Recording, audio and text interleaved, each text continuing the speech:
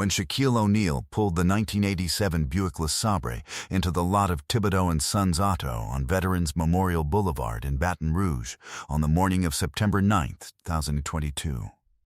He parked it carefully, not in the pull-forward service bay, but in the open lot, driver's side away from the chain-link fence.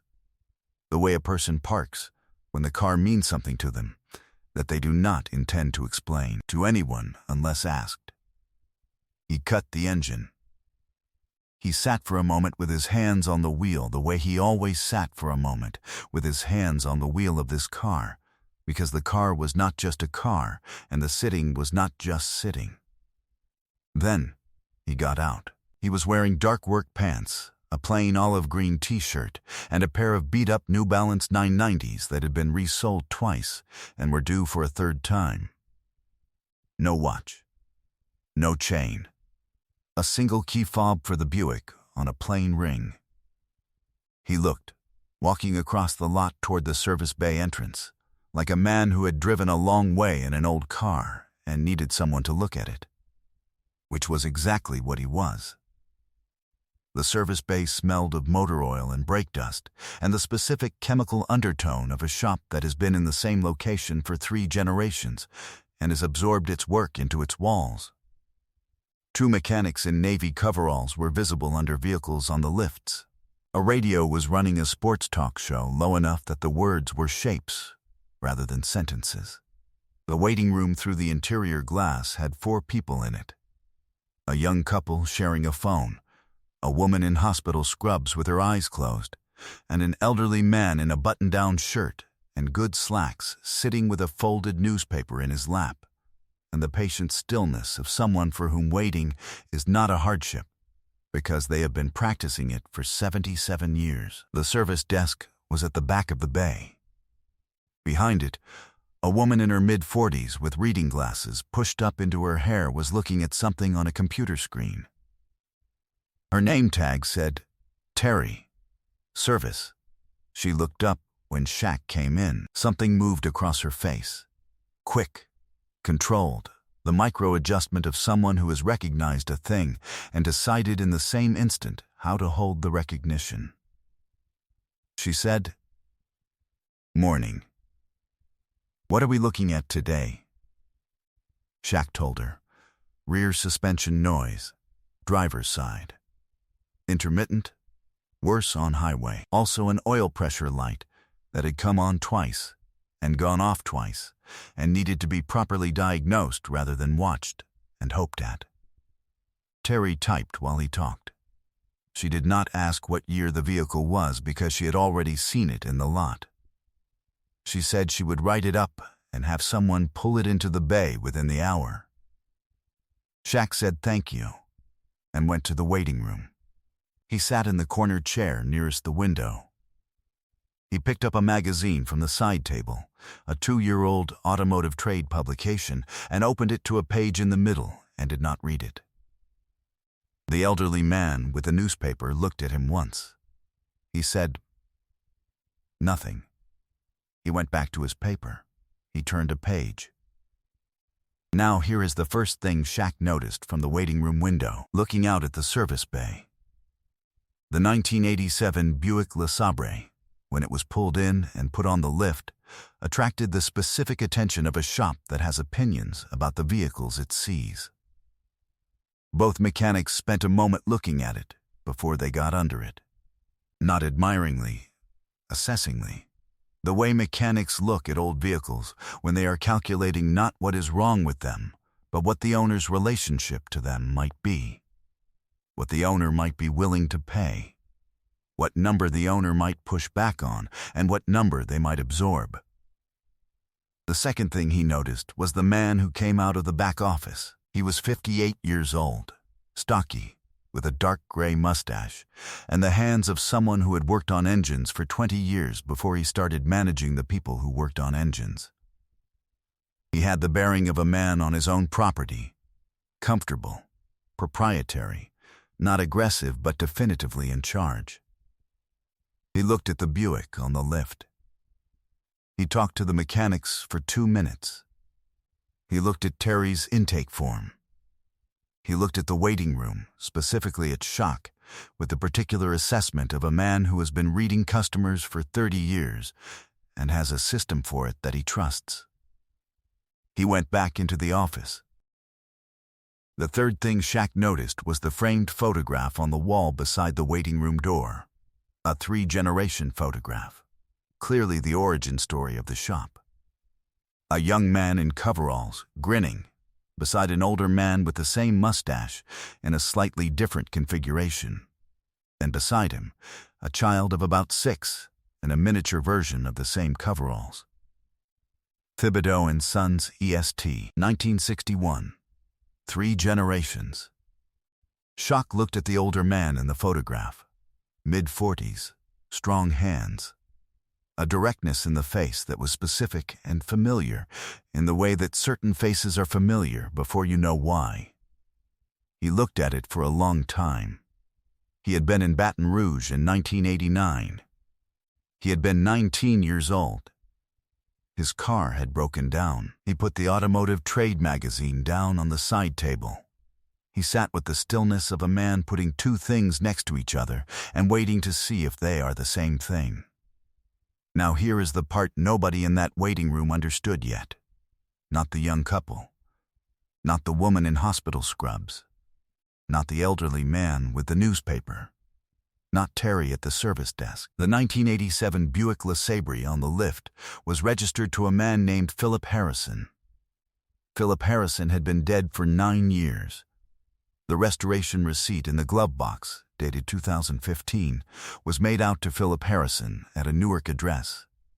Because Shaq had given the restorer his stepfather's name without thinking too much about it, and had then thought about it afterward, and had decided to leave it. The car had been Philip's. The sentence had been said in it. The name on the paperwork was correct in the way that mattered.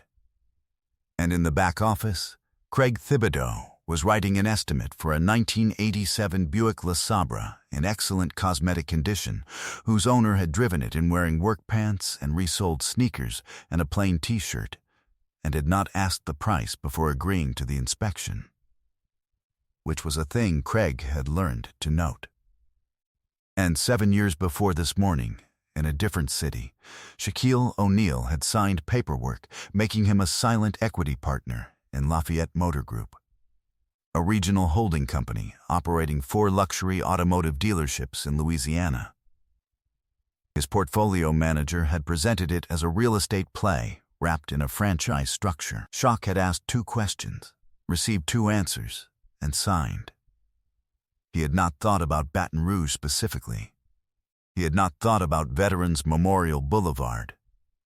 He had not thought about a shop called Thibodeau and Sons that held the fleet maintenance contract for 22 vehicles belonging to the Baton Rouge Municipal Credit Union, a contract that existed because a facilities management company in the Lafayette Motor Group's service network had put it there.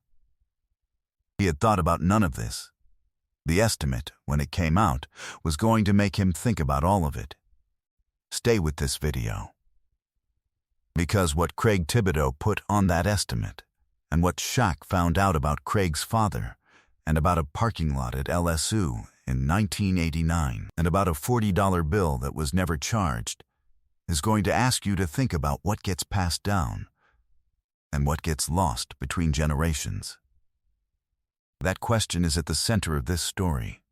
We are asking it now. Shaquille Rashawn O'Neal was born on March 6, 1972, in Newark, New Jersey, where his mother Lucille worked double shifts and kept the lights on, and raised her son with a love that was not soft, and a discipline that was not explained, and a certainty about who her son was that she communicated by treating him accordingly. He grew up large and fast, and not always patient. And his mother's husband, a man named Philip Harrison, spent a considerable portion of the years between 1979 and 1987 in a 1984 Buick LeSabre driving a boy to practice and home from practice, and through the specific geography of a childhood that was being made into something. Philip Harrison was 5 feet 11 inches tall, and quiet in the way that people are quiet when they are paying attention rather than managing their own noise. He coached Shaq's youth league team because nobody else had volunteered, and the kids needed someone. He drove the Buick because the Buick was paid for and running. He said one thing with enough consistency that it stopped being a sentence and became the air in every room he occupied. Don't be a reaction. Be a response. He said it when Shaq fouled out in anger. He said it when a teacher gave a grade that wasn't right.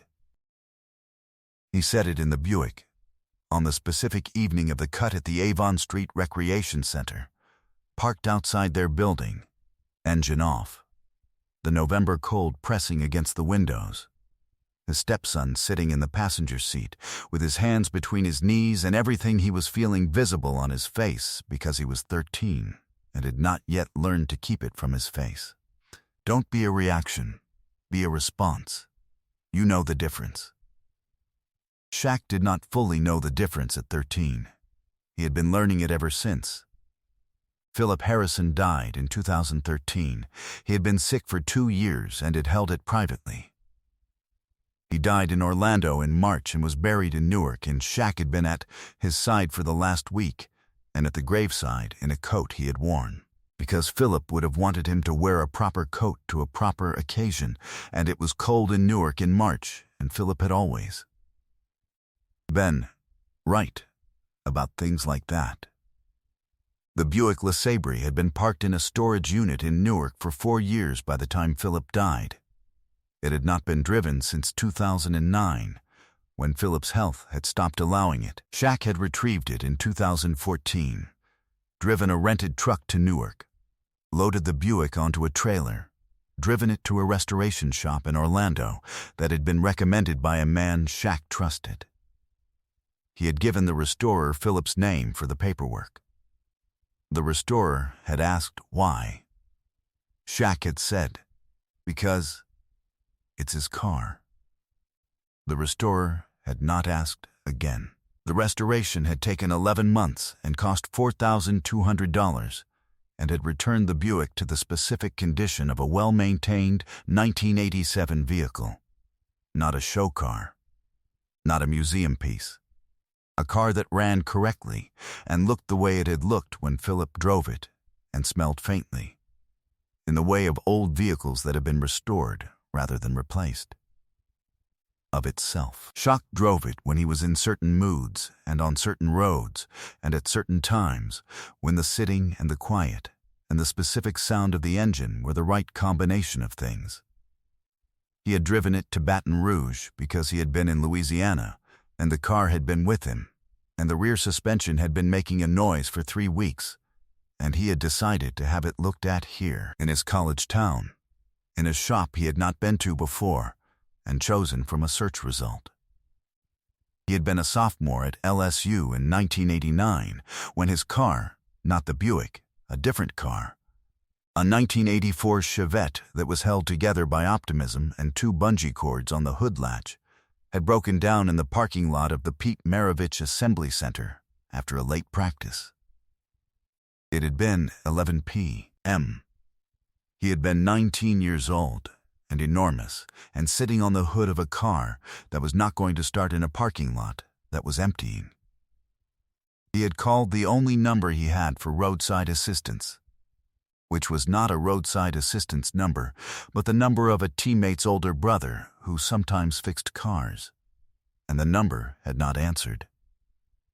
A flatbed had arrived 40 minutes later. The driver had gotten out, a man in his late 40s, stocky, with a dark mustache and hands that knew what they were for, and had looked at the car and looked at the very large 19-year-old sitting on the hood and said, "You the kid they call Shaq?" And Shaq had said yes, and the man had said, "My son made the freshman roster this year. He thinks you're the best big man he's ever played against in practice." And then he had hooked up the Chevette and said, "Get in the truck." He had fixed the car overnight. A starter motor. He had charged $40, which was the cost of the part and nothing else. And when Shaq had tried to pay more, the man had shaken his head in the specific way of someone who has made a decision and does not need it discussed. He had said, What you do for someone when they're coming up comes back around. That's the whole economy of it. His name was Eugene Thibodeau. His son's name was Craig. Craig Thibodeau had been a freshman on the LSU roster in 1989 and had played 2 seasons before a shoulder injury ended it, and had come home to Baton Rouge and taken over the shop when his father's hands made the work difficult, and had run it for 22 years on the strength of his father's reputation and the infrastructure his father had built and the lesson his father had told him about what you do for someone when they are coming up. He had filed the lesson. He had not always retrieved it. Craig Thibodeau had been reading customers since he was 19 years old, first watching his father do it and then doing it himself. And he had developed a system that was not a bad system for most of what it was applied to. He read the car, and he read the person, and he read the gap between them. The gap between what the car was and what the person had invested in it emotionally, and what that gap suggested about the number they would accept. An old car in excellent condition driven by someone in plain clothes with no visible markers of means. This was a person who either had a sentimental attachment that outweighed their financial relationship to the car, or was someone who did not know enough to push back, or both. Either way, the number could be higher. He had done this not out of malice, but out of the same practical logic that most forms of low-level dishonesty operate from. It worked. It was invisible. The people who paid it largely absorbed it. And the people who pushed back could be negotiated down to a number that still came out ahead. He had been doing it for a long time. Thibodeau & Sons had a 4-star average on 3 review platforms. The reviews that mentioned price were mixed. The reviews that mentioned Craig by name were split between people who found him straightforward and people who found him a little much. He had not slept particularly well the night before. His wife's mother was unwell, and the hospital calls were coming at irregular hours, and the logistics of a family in that situation were consuming the bandwidth that would otherwise manage his mood. He had come in at 6 a.m. He had drunk 3 cups of coffee. He had pulled the intake form for the Buick and gone out to talk to his mechanics and looked at the vehicle on the lift and done the calculation he always did. He had written an estimate for $4,800. The line items were rear suspension bushing replacement, $1,100. Oil pressure sensor diagnosis and replacement, $350. Full brake inspection and pad replacement. The pads had not been asked about. They were added, $680. Fuel system cleaning service, not asked about, not indicated, $890. Labor, generalized, $780. The actual rear suspension work needed, new bushings on the driver's side, 90 minutes of labor. Cost, honest, approximately $780. The oil pressure sensor, diagnostic, 20 minutes. If the sensor was the issue, $175, including the part. Terry had looked at the estimate. She had looked at it for longer than looking at an estimate required. She had printed it. She had not said anything. She brought it to the waiting room. She handed it to Shaq. She said, "Mr. Thibodeau will go over the details with you."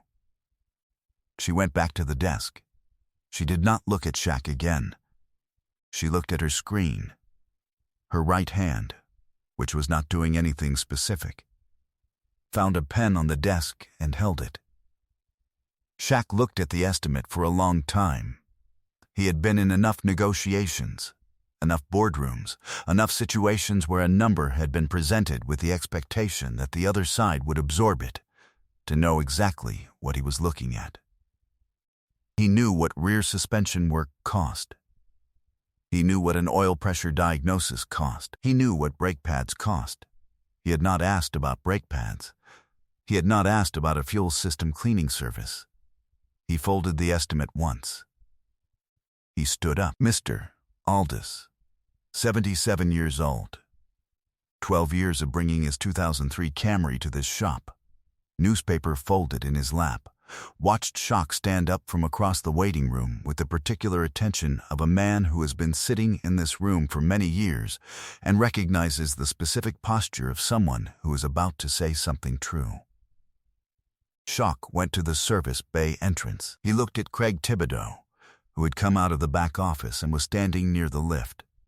He said, evenly, "The brake pads. I didn't mention any issue with the brakes. Why are they on the estimate?" Craig looked at him. He had the expression of a man who has been asked this before and has a practiced answer. Standard inspection with any suspension work.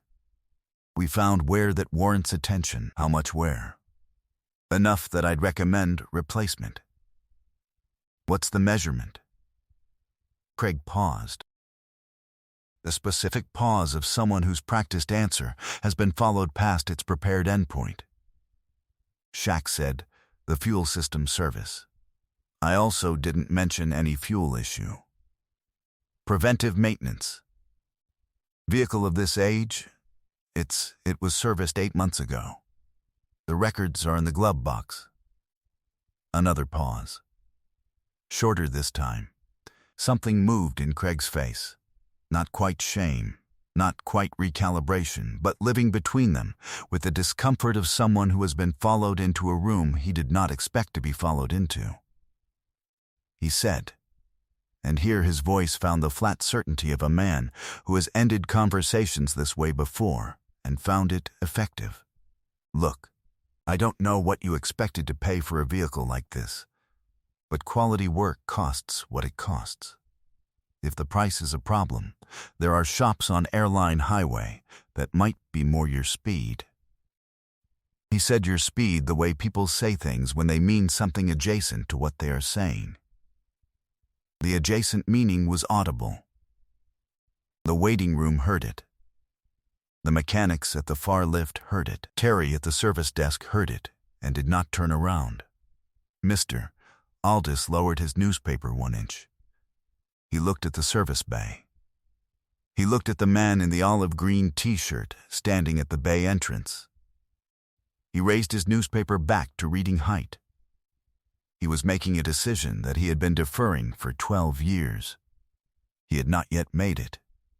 He was close. Shaq stood for a moment with the folded estimate in his hand and the stillness of the building in him. The stillness that does not argue, because arguing is a reaction, and reaction is not the thing. He said, quietly, "I'd like to get the glove box." Craig looked at him. "The car's on the lift. I understand. I'd like someone to get the glove box documents." Craig nodded at one of the mechanics. The mechanic retrieved the glove box folder. He brought it to Shaq. Shaq opened it. He removed the restoration receipt, dated 2015, made out to Philip Harrison, 18th Avenue, Newark, New Jersey. He unfolded it and laid it on the service bay counter. He said, "The car's name is on there." Craig looked at the receipt. He looked at the name. Shaq said, "Philip Harrison was my stepfather. He died in 2013. He drove this car from 1984 until 2009. I had it restored in his name because it's his car. I drove it to Baton Rouge today because this is the city where he told me something in this car that I have been living off for 34 years.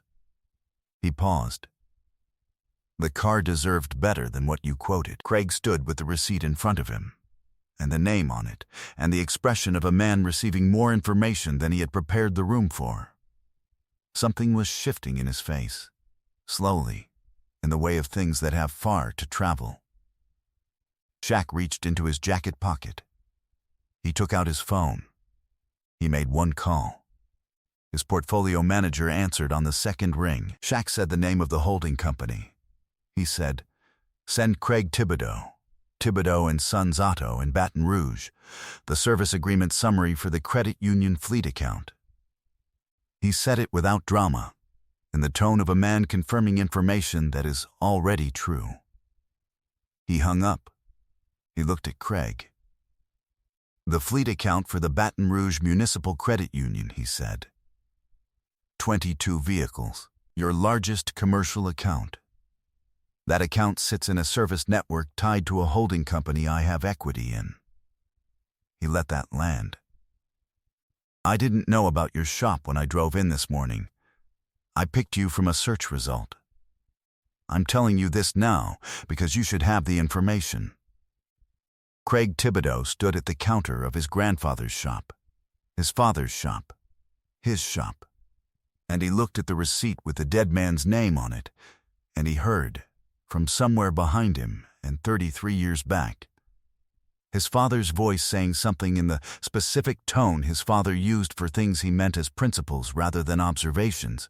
What you do for someone, when they're coming up, comes back around. That's the whole economy of it. Eugene Thibodeau had said this to his son. He had demonstrated it on a night in 1989 with a flatbed and a $40 invoice and a starter motor installed before morning. He had believed it was the kind of thing that was passed down. The thing that was passed down was the shop. The thing that was supposed to come with it had not made the trip. Craig looked at the estimate in Shaq's hand. He looked at the name on the restoration receipt. He looked at the man in the olive green t-shirt and the resoled sneakers standing in his grandfather's service bay with the stillness of something that has decided not to be a reaction. He said, in a voice from which he had removed most of what was decorative, "Let me write you a corrected estimate." Shaq said, "I'd appreciate that." Terry Arsenault wrote the corrected estimate. Craig gave her the numbers and she typed them without commentary and printed it and brought it to the service counter. The corrected total was $840. Rear suspension bushings, driver's side, oil pressure sensor diagnosis, labor, specific and itemized. While the work was done, 90 minutes, accurate to the estimate, Terry walked to the waiting room. She sat in the chair next to the elderly man with the newspaper. She said, "Mr. Aldous, can I get you a coffee?" He said, "I'd like my last 3 invoices." She looked at him. He said, "When you have a moment. My last 3 invoices from this shop. I'd like to look at them." She looked at him for a moment. The look of someone who has known this moment was coming for a long time. Then she nodded. "I'll get them." She went back to the desk. She pulled the invoices. She brought them to Mr. Aldous. She sat in the chair next to him while he read them, because she understood that what he was doing required a witness, and she was the right one. When Shaq's car came off the lift, Terry walked him to the service bay exit. She handed him the invoice. She shook his hand. As he turned to go, she pressed something into his palm, her business card. She had crossed out Terry Arsenault, service writer, with a single line and written below it, in the clear handwriting of someone who has something to say, "Call me." No further instruction. He looked at the card. He looked at her. He put it in his jacket pocket. She went back inside. In the back office, Craig Thibodeau sat at his desk for a long time after the Buick left the lot. He had a photograph on his wall, not the 3-generation one from the waiting room, a different one, smaller, on the corner of a shelf behind his desk. A man in his late 40s with a dark mustache, and the hands of someone who has worked on engines. His father, Eugene, taken sometime in the late 80s, in this shop, in front of a lift that had since been replaced. He had looked at the photograph for 22 years without looking at it. He looked at it now. Terry came in without knocking, which she was allowed to do and exercised rarely. She closed the door behind her. She stood in front of his desk. She said, in the quiet tone of someone stating something for the record rather than starting an argument, "This car has a name on it. That name deserved better than what you quoted." Craig looked at her. She said, "I've been here 9 years." She said it the way people say things that are longer than one sentence, but have chosen to be one sentence. because the rest of it does not need to be said. Craig said nothing. She left. He sat for another long moment. Then he reached across his desk and picked up a notepad. He wrote one sentence in the careful handwriting of a man who is trying to recover something. He tore the page from the pad. He put it in the drawer where he kept things that mattered. The drawer where his father's original shop ledger was. The drawer where the $40 receipt from 1989 was, because Eugene had kept a carbon copy of every invoice he wrote for 40 years, and Craig had kept the drawer. He had never opened the drawer to look for the 1989 receipt specifically. He opened it now. He found it in the carbon book, 8 from the back. A 1984 Chevette. Starter motor. $40. In his father's handwriting, in the notes field. A single word. Shaq. Terry Arsenault left Thibodeau & Sons 6 weeks later. She had been considering it for 2 years. She made the call she had been authorized to make by the card in Shaq's jacket pocket. She is now the Service Operations Coordinator for Lafayette Motor Group's Baton Rouge dealership, a role she was offered because Shaq's portfolio manager had asked for a recommendation for someone who understood auto service from the floor up and had not learned it wrong. And Shaq had taken the card from his jacket pocket and read the name on it and said, "Start there." Mr. Aldous, 77 years old, retired schoolteacher, good slacks. 12 years of bringing his 2003 Camry to a shop where the invoices had not always been correct. Received a refund of $340 from Thibodeau & Sons for overcharges identified across his last 3 service visits. Craig Thibodeau processed the refund personally. He did not make a production of it. He called Mr. Aldous on a Tuesday and said the number and said he was sorry. Mr. Aldous listened. He said, "I appreciate you calling." He brought his Camry back for its next service. He is still deciding whether this is the right decision. He is leaning toward yes. Craig Thibodeau did not lose the fleet account. The service agreement was not pulled. Shaq had not called because of the account, and he did not make a call about the account.